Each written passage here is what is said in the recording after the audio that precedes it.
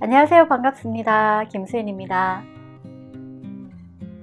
오늘은 김수인의 소통상담소를 통해서 여러분들을 찾아왔어요. 제가 소통수업이라는 책을 내고 알게 된 사실이 있는데요. 굉장히 많은 분들이 소통에 대해서 관심을 갖고 계시면서도 이 소통 때문에 힘들어하고 계신다는 거예요. 그래서 어떻게 하면 여러분들의 그 고민을 조금 함께 나눌 수 있을까라고 생각을 하다가 이렇게 상담소를 통해서 여러분들의 사연을 한번 받아봤습니다. 많은 사연을 보내주셔서 먼저 감사드리고요. 오늘은 그 중에서도 이렇게 3가지 사연을 가지고서 여러분들과 함께 나눠보도록 할게요. 제가 사연을 읽어드릴 때 나만 저런 고민을 하는 게 아니구나 라고 위로도 좀 받으시고요. 또 솔루션을 말씀드릴 때 정답은 아닐 수 있지만 저렇게도 해볼 수도 있겠구나 라고 용기를 가져보시길 바랄게요. 그러면 첫 번째 사연부터 한번 만나보도록 하겠습니다. 첫 번째 사연은 꼬부기님께서 보내주신 사연인데요. 감사합니다. 어떤 사연일지 제가 한번 열어보도록 할게요. 안녕하세요. 친구 A와의 소통 고민 때문에 걸음하게 되었습니다.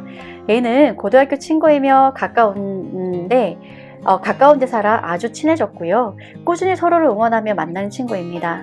그런데 A와 대화를 나누다 보면 계속 눈치를 보고 숨이 막히는 것처럼 답답해질 때가 있어요. 왜 그런가 되짚어보면 제가 어떤 말을 하면 A의 반응이 긍정보다는 부정 반응이 많다 보니 무안해져서 그런 것 같습니다. 그 친구가 나쁜 건 아닙니다. A는 논리적이고 똑똑한 친구여서 자기 기준에서 아니다 싶으면 단호하게 말하고 1번 아니면 2번 중에 하나를 택해야 직성이 풀리는 성격일 뿐이거든요. 예를 들어 삼겹살을 먹으러 가자고 말하면 나 어제 기름진 거 먹었다고 했는데 삼겹살이라고? 하면서 거절을 한다거나 고등학교 동창 친구인 B가 너로 인해서 마음이 상한 적이 있다라고 말하면 걔랑 내가 성격이 달라서 그렇지 이건 우리 둘이 맞춰서 해결할 수 없어. 그냥 그런 거야 라는 식입니다. 저는 A를 소중하게 생각하고 A의 관점과 단호한 모습이 매력이라고 생각합니다. 하지만 그런 A에게 답답함을 느낄 때가 있었습니다. 어떻게 하면 이 마음을 A에게 상처 주지 않고 전할 수 있을까요? 김수희 원장님의 조언을 얻어 A에게 제 솔직한 마음을 전할 수 있었으면 좋겠습니다. 도와주세요. 점점점 느낌표까지 이렇게 보내주셨어요.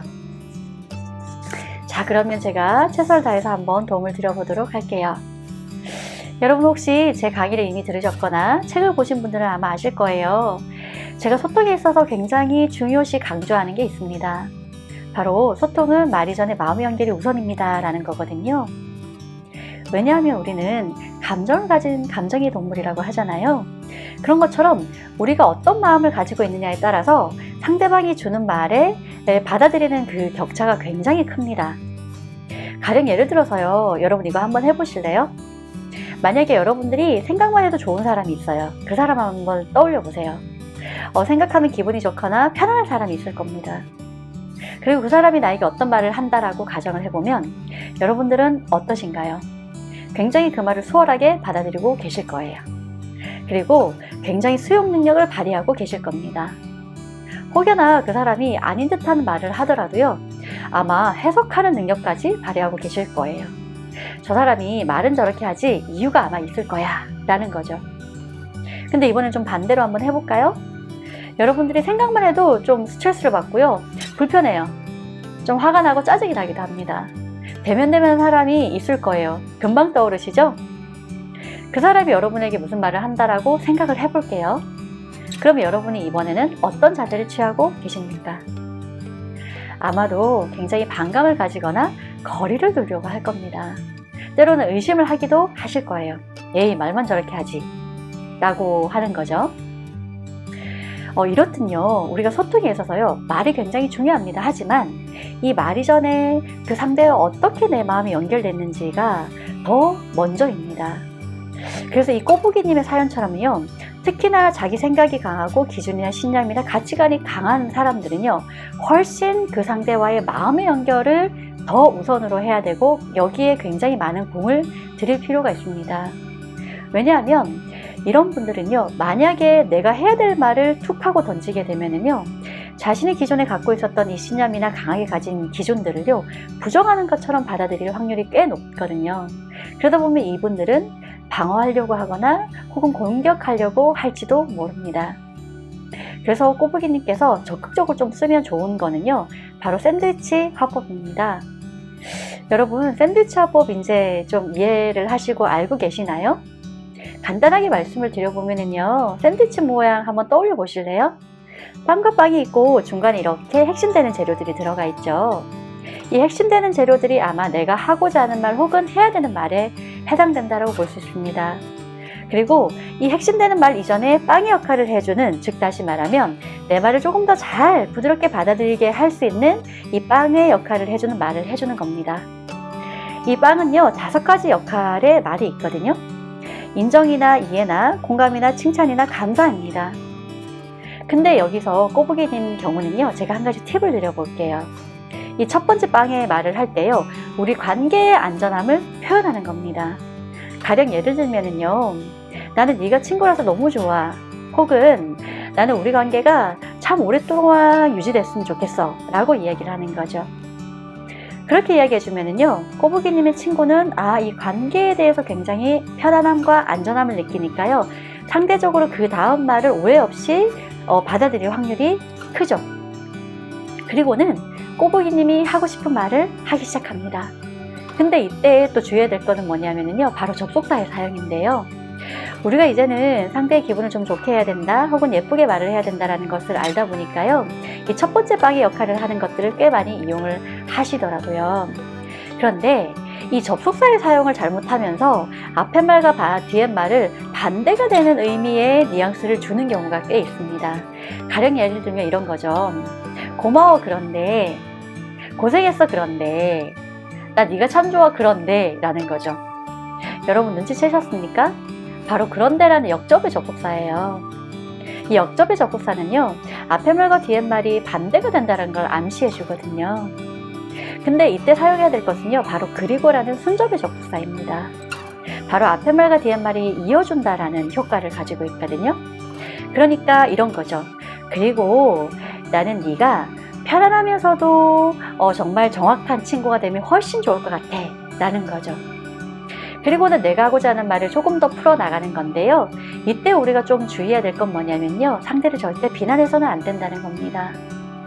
우리는 누구도요, 나를 비난으로 다가오는 사람을 받아들이기가 쉽지 않습니다. 그런데 만약에 이 꼬부기님의 친구처럼 내가 강하거나 혹은 상대와의 좋은 관계를 맺고 있거나 또 내가 좀 잘 보이고 싶은 상대가 비난으로 다가오면은요, 우리는 굉장히 슬퍼지거나 화가 날 수밖에 없어요.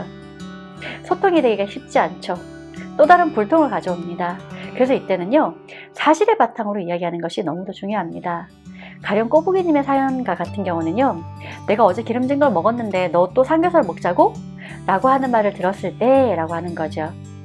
상대가 했던 말을 그대로 해줬기 때문에요, 이 꼬부기님의 친구는 그 말에 대한 그 다음 말을 들을 조금 공간을 확보해 둘 겁니다.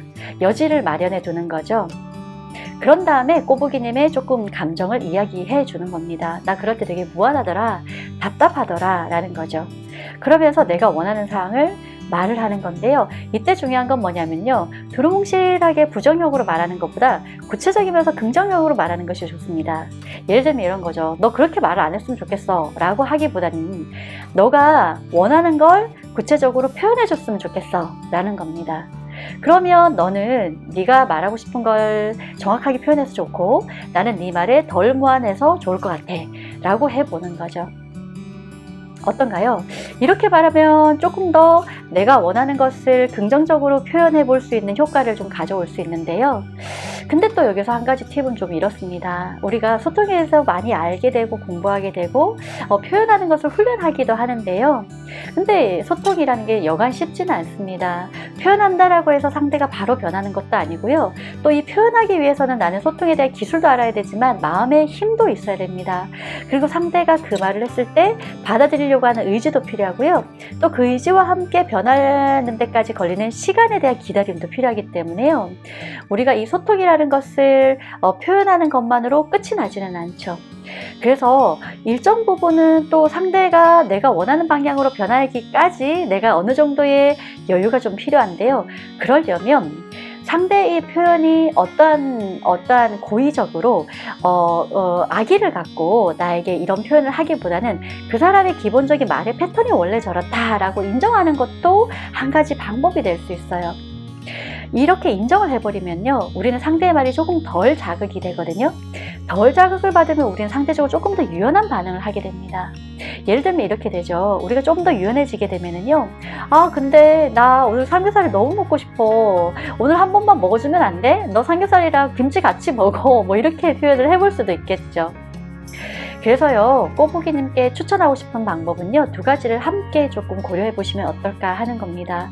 첫 번째는 내가 원하는 사항을, 상대의 기분을 상하지 않게 마음을 연결하면서 사실을 바탕으로 표현하는 것도 중요하지만은요, 일정 부분 또 상대방이 어떤 의도를 가지지 않고 그냥 그 사람의 말의 패턴이 좀 그렇다라는 것을 인정하는 거라는 거죠. 여러분 어떠신가요? 여러분들이 만약에 이런 상황이라면 한번 적용해 보실 수 있을 것 같으세요? 네. 꼬불기님께서 쉽지는 않겠지만 이 두 가지 방법을 이렇게 번갈아 가면서 적절하게 사용을 해보셨으면 하는 추천을 드리고 싶습니다. 자, 그러면 이제 우리가 두 번째 사연도 한번 만나보도록 할게요. 두 번째 사연에서 우리 그럼 뵙겠습니다.